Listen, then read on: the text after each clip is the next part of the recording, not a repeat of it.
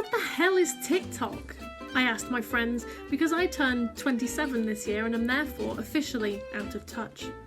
What even is TikTok? I asked the pupils I work with, a lot more sheepishly and keeping the mild swears out of it.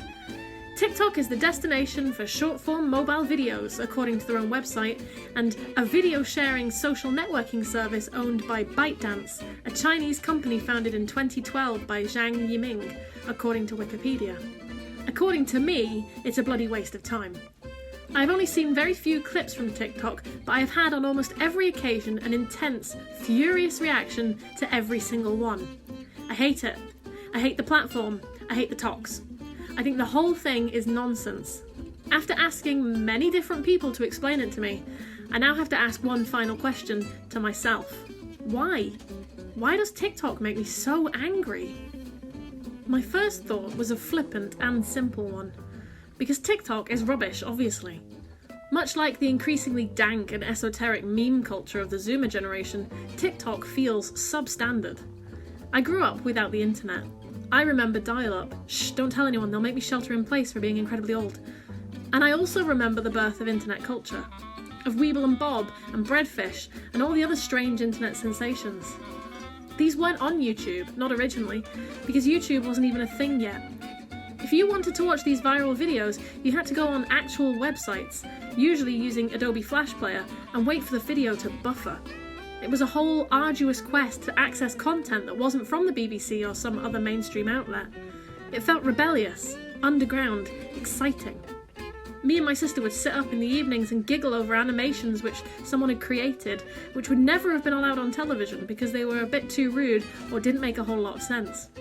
It was, to my nostalgia-ridden, decrepit mind, a golden age of meme and internet culture. That's why TikTok is so substandard, I thought, because the creators on there didn't have to learn how to program a whole website, they'll just upload any old dross. But then a second thought struck me. YouTube still produced great content though. Justin Bieber, say what you want about him, showcased his talent through YouTube and became an international megastar.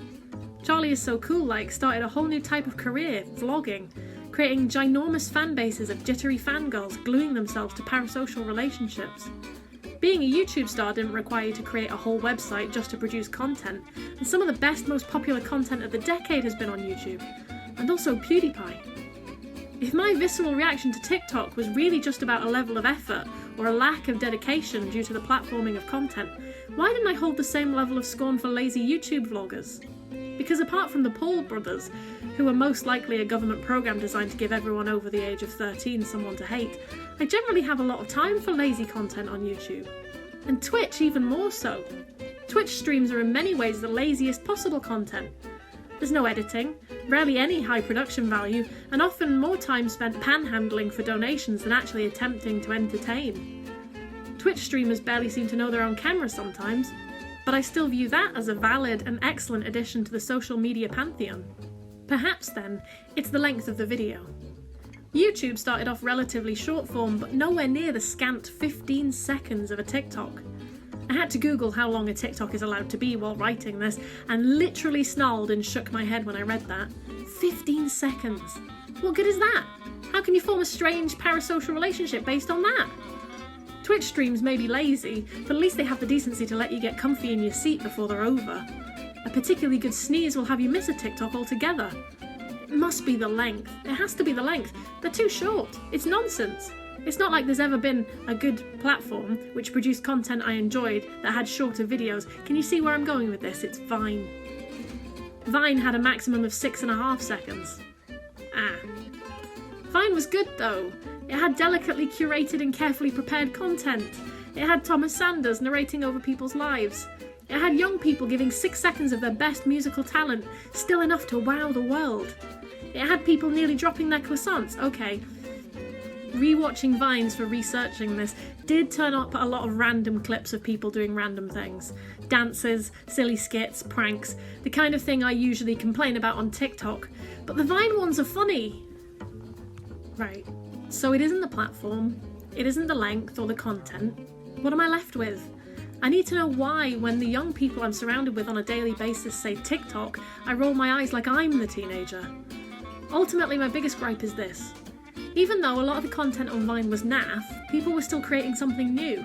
For the most part, the dances, skits, songs, random encounters were their own.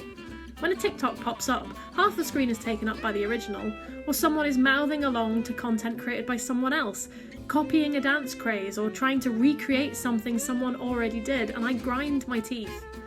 TikTok seems to be designed not for self-expression, but for conformity, mimicry and regurgitation. Their website says, "Our mission is to capture and present the world's creativity, knowledge and precious life moments."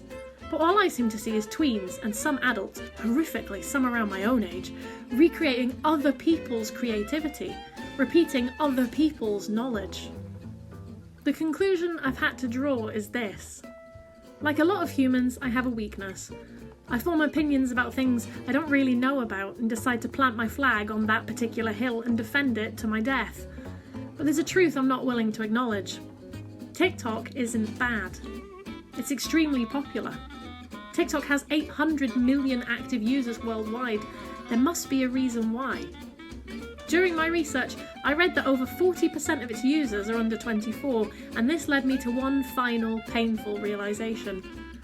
All those nights, me and my sister sat watching the spinning wheel of a buffering video to giggle over Weeble and Bob. There was a reason my mum wasn't watching with us. She would walk past, roll her eyes, and go back to the front room to watch Coronation Street. We would quote the video, talk endlessly in silly voices, and she and my dad and all their friends would look confused and say, "Youth today." I tried to tell myself that TikTok was objectively worse than YouTube and that old internet culture was objectively better, but it wasn't. I'm 27 now. My time at the forefront of new media is over. I don't get it. And that's okay. I can smile as my kids, the ones I teach, not actual babies I've had, watch their nonsense little videos, put my slippers on, and shuffle through to the front room to watch Vine compilations until I fall asleep with my Nintendo DS on my lap. Very froggy chair.